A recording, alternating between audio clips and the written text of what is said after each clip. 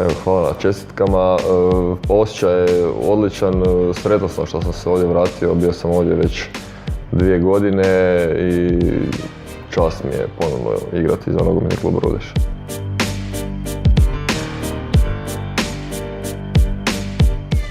Pa je, trenutno je teška situacija, ali mislim sa ovim novim trenerom da se super radi, da su dečki jako dobri, ima jako puno kvalitete ovdje i da bez obzira na tu situaciju koja je teška, mislim da možemo izboriti ostanak u lizi što nam je primarni cilj.